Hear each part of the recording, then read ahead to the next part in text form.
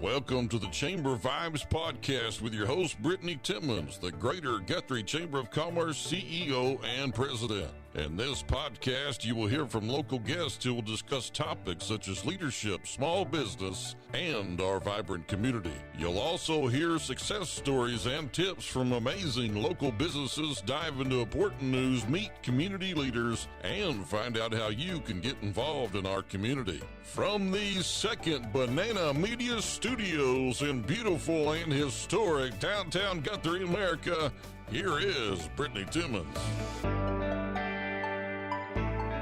Hello, everyone. Welcome back for another episode of Chamber Vibes. I think this might be I might try to squeeze in one more, but it might be my last show of 2024, which is crazy. It is. We had our last Chamber Coffee this morning of 2024. Let's go out with a bang. I know. Yeah, that's right. Let's go out with a bang. Yes, so we are not literally sitting outside here at Mercy Hospital, Logan County, but it certainly looks like it. And so I am with today two of my friends here from Mercy with their Senior Life Solutions program, which is a brand new program here in Guthrie. Not new program in general, but new for Guthrie. Absolutely. New for Guthrie. Yes. And so I'm here with George and Brandy. Yes. And we're just going to take some time today to talk about this program because this is something new and exciting and a new way to serve this demographic, right? Absolutely. And so who wants to go first? We didn't draw straws before we started here. So. We didn't flip coins either. We didn't. No. So I have heads, he has tails. So I think heads Go is first. it. There you Go for it, Brandy. Yeah, Okay. so talk about your connection Sure. because we were kind of talking about before we went on camera that you don't live in Guthrie, you're No. not from this area, but you play a role in this program for our hospital here. Absolutely, yes. So Senior Life Solutions we are partnered with Mercy Medical Hospital, and Senior Life Solutions is actually operated by PMC, sorry. That's Psychiatric Medical Care. It's a lot of letters. Yeah. Psychiatric Medical Care. Okay. We have been around since 2003, and our proud founder, Dr. James Green, started the program in Tennessee. Okay. What Psychiatric Medical Care does is partner with critical access hospitals, Okay. namely Mercy. Okay. Here in Guthrie, Yes. as well as in Kingfisher. Okay. And so what we're doing is bringing group therapy in a supportive environment to seniors here in the community. One of the things that PMC, which is Psychiatric Medical Care, we proud ourselves in being advocates for seniors. We want to provide the group and therapeutic care for them in a comfortable environment led by a licensed clinical therapist as well as a psychiatrist, and George being the program director, Yes. a registered nurse himself. And my role here in all of this is a regional program director. Okay. I help to support, from a corporate perspective, support many of the new programs and partnerships that we have. And so just kind of being boots on the ground and being that support for George and other program directors similar to George. So how did you get to Guthrie? Like, how did this program, I know you said that you work with hospitals. Of course, we fit the mold for, being a critical, what's the term? Access, yes. Sure. I was like, I know. No, you're fine. That's why we don't do notes. We talked about that before the show because we're just being real here. Yes. Us being a critical access hospital, so how did that conversation start as far as PMC coming to Guthrie and then helping get that program off the ground? A few years ago, Mercy did some inquiries on needs assessments, and one of those would be mental health services, particularly for those over 65. Okay. And that was done through that survey? That was that okay. Community survey, needs assessment, and this was one way that could be met on one of those needs that was identified. So it took some time, but in August of this year, Senior Life Solutions officially opened up out of Mercy, Logan County. Okay. And we are now officially up and running and gaining traction. Yeah. Yes. So it's something where Mercy saw the need and then realized Sure. what I'm just trying to connect. Yeah, all the dots. absolutely. So I they love saw the- the need, and then PMC could fill that need. Absolutely. Okay. So we, which is psychiatric medical care, PMC, we have partnered with probably 400 hospitals Okay. nationwide. Wow. And trying to fill that void where access is not accessible here in rural communities. And Right. so we're just trying to be that bridge builder for critical access needs in rural communities. Okay, and I love that because as things have been, Guthrie is growing, and we know that Logan County is in the top 3. It's definitely been in the top 5 for several years now. One of the fastest growing counties in Oklahoma. Right. And so with that, we not just, on the medical side, but every different industry and at the chamber and on the city level, everything, we have to keep that pace, right? And we have to try to stay ahead of what those needs could be. Right. And so this is one way that Mercy, listened, via that survey, and then they can kind of stay ahead. And it also keeps people from, what I love about our hospital, I'm going to brag on our hospital, and adding new programming like this, it keeps people from having to drive 30 miles, south to Oklahoma City or even to Edmond, for those additional programs or resources. They're just right here in our backyard. That's correct. So talk about what Senior Life Solutions is. I know Brandy kind of covered it a little bit, but what does the program look like? How do people get involved and things like that? Sure.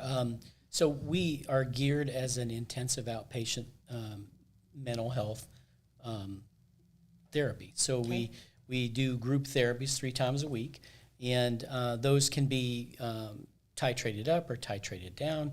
We also offer individual therapy and family therapy when needed for those folks that we can identify some of the problems that that these seniors have. Depression, anxiety, loneliness, grief, loss, those things all contribute to that older person degrading sometimes in health. Physically, there's been so many studies that show the connection between depression and physical decline. Yeah, mental health is so huge on, even I had a parent, going through cancer, and I know my dad's mental health state, trying to be positive, the doctor said that's what saved him, is keeping his mental health healthy, or positive. Exactly. And in my career, I've been a nurse since '98, been in geriatrics and long-term care, skilled environments since '95, even as a CNA. Mm-hmm. So you've seen a lot. Yeah, I've gone the whole gamut in that realm. And one of the things that I do see when they come into the institutional setting is, the physical decline, but I could often see what happened just in their records 6-7 months, a year prior, because they had some sort of mental issue that went unchecked. And it contributed to decline that unfortunately put them where they were. So the goal here is to kind of cut them off at the pass. Try to help these individuals before decline happens. Right. And keep them as independent and as we want them to thrive mentally. Yeah. And we want, even though folks who are in that category, in the senior category, there's a lot of life to be lived yet. And there's a lot for them to do. Absolutely. And even though they face tremendous changes, loss of spouse, job, homes, there's so many things that transition in that period of time that keeping them positive with a positive outlook, helping them overcome the challenges and even rise above them. That's what we want to do. So what is there a particular age for this program? Typically 65 and older. That's where we tend to kind of target. We deal with, almost all of those areas of depression, anxiety, fear, loneliness. We have the program is able to be overseen by a psychiatrist, and we work in tandem with that individual's primary care physician. Okay. And we, if we need to, there's medications that can be ordered or adjusted. We try to meet the need in that group therapy. That's the primary way of building a group that will help those individuals build camaraderie, community, coping mechanisms, be able to share those types of things.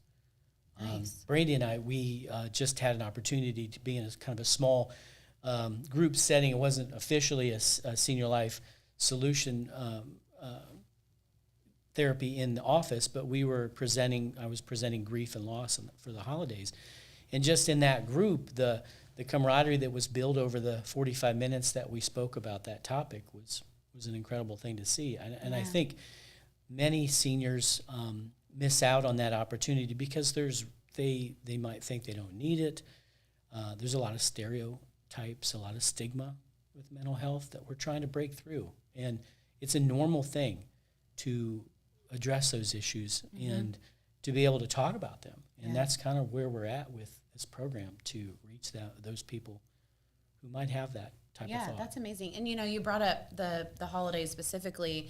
One of the churches here in town actually, they announced it at Chamber Coffee this morning, but they actually do a blue Christmas service. And it's literally a service that says, hey, we know your Christmas might be blue. It might not be cheery and full of joy and, excitement. And that's perfectly okay. But come and let's gather together and, navigate that together, those feelings together, And I just think that's really neat because that's something that you don't see very often. And I do think that, it's easy for, the rest people who may not be at that age demographic or struggling, to just be like, oh, it's the holidays and everything's, perfect and great. And that's not necessarily the case for a lot of people. Yes. There is oftentimes elephants in the room in family gatherings, and being able to honestly talk about it, discuss it, and, move through it and actually sometimes reclaim joy through the holiday seasons, even though that there's been maybe a history that has been depressing or very disappointing or even very much hurtful. That's one of the things we can help with. Yeah, that's amazing. So I know we kind of talked about it. It was brought up a little bit at the ribbon cutting and blessing that we had on Friday, which was really special, and I was really glad and thankful that the Chamber got to be a part of that. But talk about kind of the decline and things that you've seen since COVID with seniors because of the things that COVID changed during that time. I'm sure on your end of things, doing what you do on the mental health side of things, what are some of the things that you've seen? Yeah, loneliness, which is one of the key indicators there. Loneliness and struggling to adapt and readjust to life again. Habits that were that they had. Hobbies. Yeah. And things that stopped. Yeah, right. and also sleeping habits are broken and things like that. So. We certainly want to let the seniors know that they're not in it by themselves, and we want to help them readjust to life because that's a struggle in itself.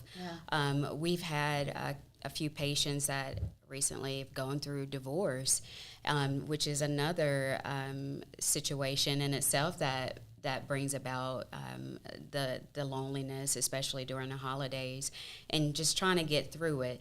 We want to hold their hands through the process, and even with it being in a group setting, it's still very so intimate, where seniors like themselves who are struggling with something similar to, they support each other.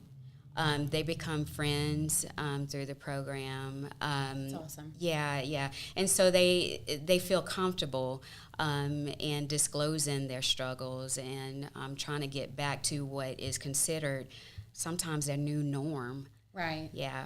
Yeah, because it does seem like, a lot of things are back to normal. Yeah. Obviously, certain things change, with the pandemic. There were lots of good things that came out of it, the way we do certain things. I know when I had Bobby on, we talked about the telehealth side, that was already there, but then COVID kind of forced that side. But now that's a positive thing, that everybody kind of tightened up and perfected, and now those services are much needed, you know. So those are some of the positive things, you know, that came from that. But I know just here in Guthrie, I mean, we have our aging services here, and you know, people that were used to gathering together to have a lunch Monday through Friday, you know, could no longer do that for over a year, you know. And I mean, yes, they would get a meal delivered to their home, you know, from volunteers, but that's not the same. No, it's not. You know, and so it makes perfect sense. It that, does, you know, their world was kind of turned upside down for an extended period of time. Right. And during the program, as George mentioned, it's 3 days a week, Monday, Wednesday, Fridays, and time varies from 9 a.m. until 1 p.m. But meals are such an important part also during the program, and we provide that. Oh, that's so awesome. we actually encourage the seniors to sit together and enjoy a meal, which is lunch, together, because that may be their first and only meal that they may have with someone. Right. So we want to be able to offer that, and that's a part of the program as well. That's awesome. Very cool. So the program launched in August, and so here we are in December, so about 4 or 5 months in existence. So what kind of, I mean, obviously, you know, even today, our goal is to get the word out about this amazing program that we have right here in Guthrie. But what kind of progress have you seen, or, you know, do you have any cool stories you can talk about? Well, we have had several interested in it. We have a pretty good caseload right now. Okay.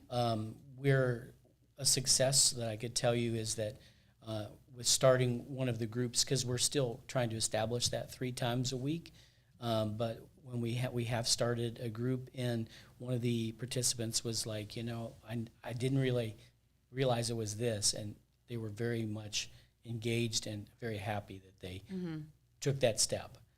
There's in the group therapy, and when anything's new, and maybe they haven't had any counseling their whole life, you know, they don't know what to expect. Right.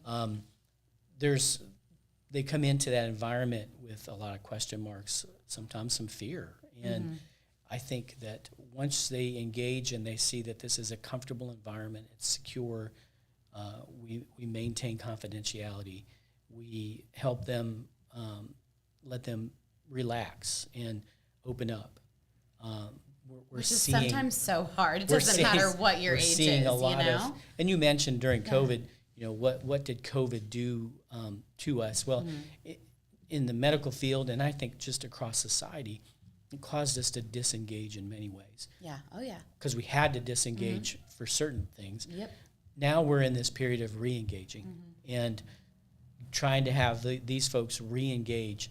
And in microcosm of their life at this season, many of them, because of what they've gone through or they've faced or the challenges that they currently endure, they need to learn how to re-engage back into life. Right. And so it's kind of I think they've had that success there. You know, and other success stories that our program can help with, you know, we can help with that person who maybe is very focused on their health, so they go to the emergency department often, maybe more than they need to, Right. Or engage medical services more than they need to, because there's a fear, an anxiety of things.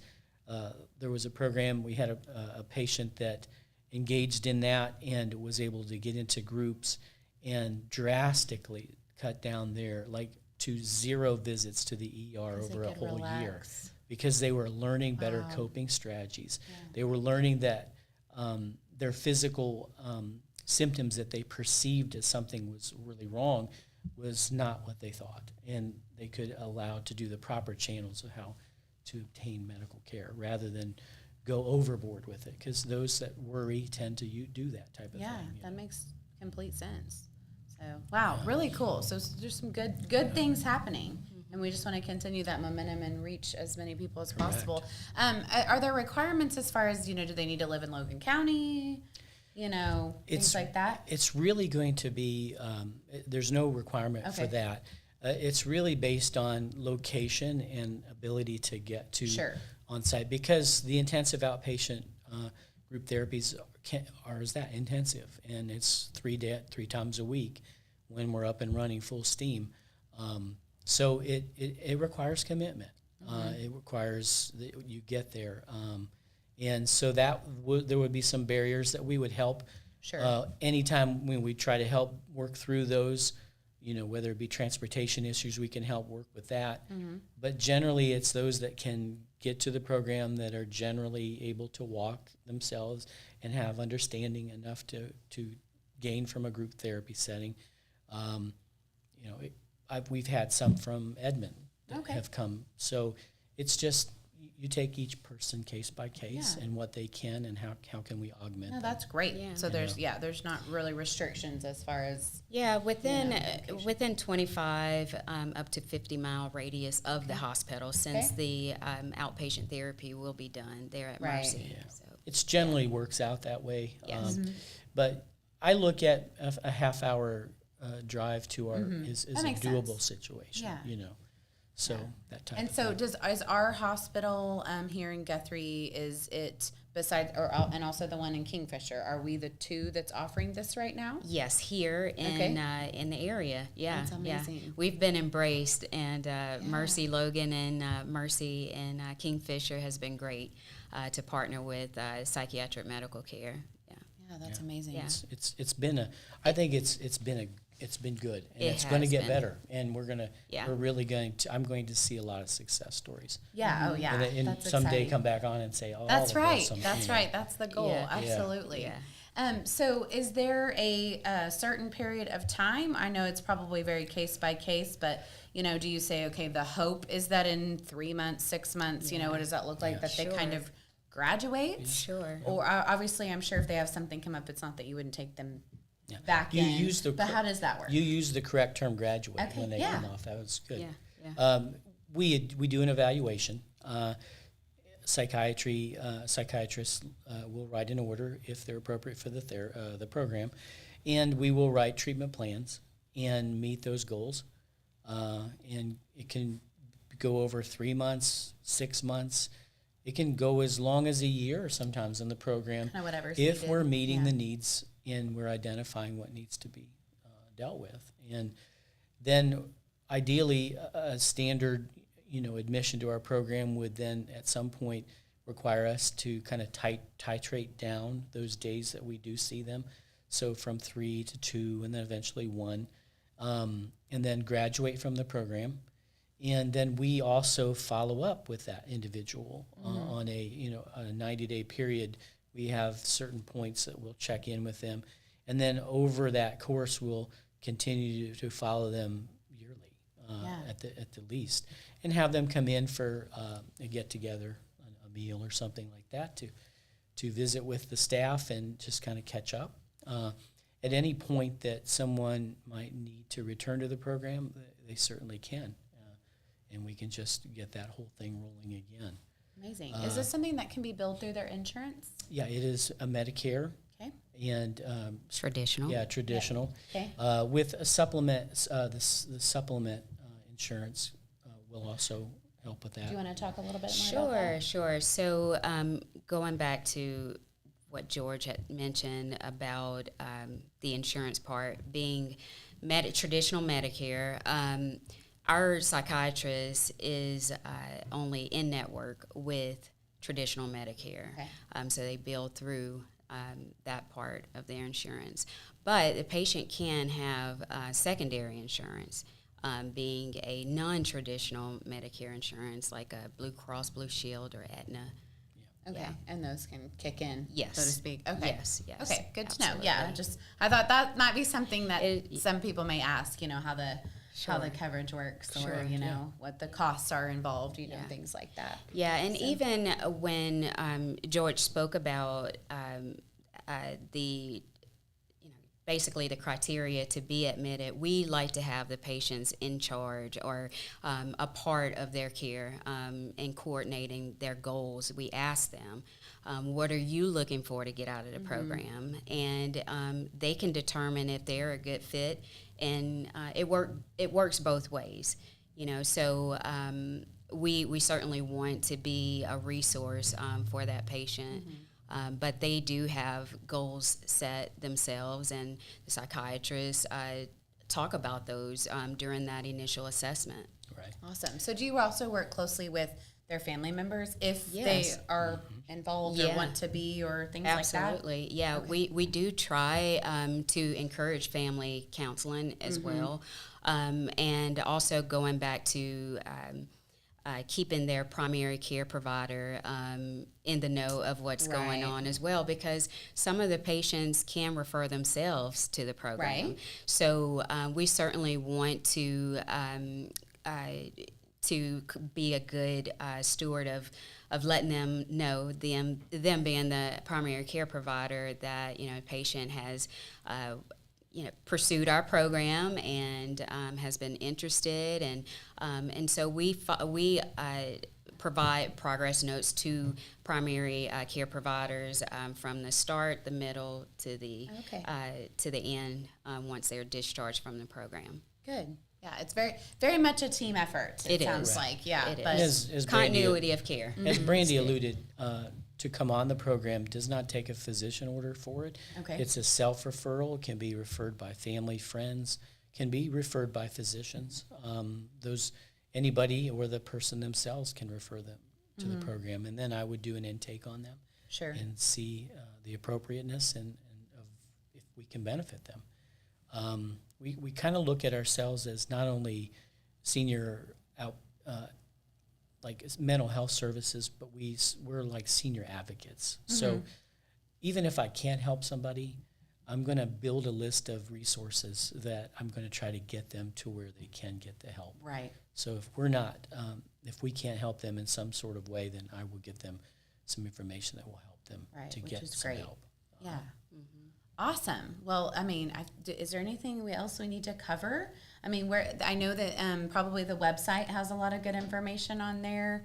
They can go to the Mercy Hospital website, and there's more info there, kind of giving examples of, the way people may be feeling or things they've gone through. So if you're watching on YouTube, it's there on the screen. Of course, they have a Facebook. Mercy has a Facebook page. And feel free to reach out to our office. We have a direct line. Do you want me to give that number? Sure, It's 405-260-4173. So people can call just if they want to learn more, ask questions, or set up an appointment or anything like that. And I'm available, really my whole staff's available to come on site wherever anybody might want to have us do a demonstration or a talk, a presentation of our program. And as I said before, I gave a lecture down at Edmond Senior Center on grief and loss through the holidays, and I'm open to do that. Those are the types of things I love to do. Yeah. And do some community education. And you're just a 30-minute jot. I try to stay in that. I try to stay. Yes, we have lots of good friends in Kingfisher, America. So anyway, yes. So you are there. You specifically, George, are at both hospitals. Yes. Currently, I'm overseeing both sites. Yep. Awesome. Very cool. And we love having Brandy in town. Hey, I love I've being seen in you town. 4 or 5 times now. I know. I love that. This is a great space, a great place to be. Awesome. So you guys are great. Well, we've loved having you at Chamber Coffee, and thank you for what you're doing to help launch this program and make Guthrie and Logan County an even better place to live. Oh, so thank you. You're so kind, Brittany. Well, I'm serious. Yeah, it does. It takes all of us, and it does. takes things exactly like this to make us a better community. That's right. Like I said, the more that we can do right here without having to go out very far, and it's great. It's been a blessing, really, for me to go out in the Guthrie community and just introduce the program and just visit with people. I mean, Guthrie's so hospitality driven. Yes, I love it. We try to be. Try to be pretty friendly. The Southern charm. It's always good. Yeah. Yes, that's awesome. Well, I know. I mean, I can shout it from the rooftops. I covered it a little bit at the ribbon cutting and the blessing on Friday, but we just appreciate all that Mercy does for the community. I said this to at that event as well. There's not much that goes on in town that you don't see a Mercy logo on, and that's because they give and they give back, and they want to let everybody know that they're here to help. But that they support not only the chamber, but athletics, the schools. I mean, they partner with I think they're partnered with the junior high this year. And I mean, they provide, you know, little sweet treats and drinks and fun things for the teachers, you know, to keep their morale up. And, you know, every community event that you guys are the sponsor of our bed race we do at 89ers. And I mean, I could go on, but definitely love having Mercy right here, and not just for the services, but just for all of the love and the community support. It's just awesome, because like I said, it takes all of us working together. It's not just me or, you know, the mayor or the city manager or, you know, the hospital director. It's literally everybody to make Guthrie a great place to live and work and all that good stuff. So absolutely. Anyway, well, I really appreciate you guys being on. I think this program is wonderful. I'm going to say a prayer over that. It just continues to grow, and you all continue to make an impact with our seniors, and that they will thrive and maybe find their joy again. That is the word. And and even we do encourage if someone wants to call and just get more information about the program. George and we're available. Assessments are free. Yeah, free. Yes, that's good to know. No, seriously, paid for by the traditional Medicare insurance, so they could. No harm in calling and at least getting more information. The more you know, that's right, the better. Yeah. Well, thank you guys so much. I really appreciate it. Again, thank you for what you're doing. And if there's anything, you know, the Chamber can do to help, we are definitely here to do that. And also, safe travels back home. Yes. And we'll look forward to seeing you when you get to make your visits here to Guthrie. So, all right. Awesome. Anything else? Thank you on behalf of Mercy. Absolutely. Yes, absolutely. So, all right, there you have it, another episode of Chamber Vibes, and we'll probably catch you next time in 2025. Take care. Thanks for listening to the Chamber Vibes podcast from Second Banana Media Studios in beautiful downtown Guthrie, America. Be sure and check out a new episode every other Monday. And until then, remember to choose Guthrie.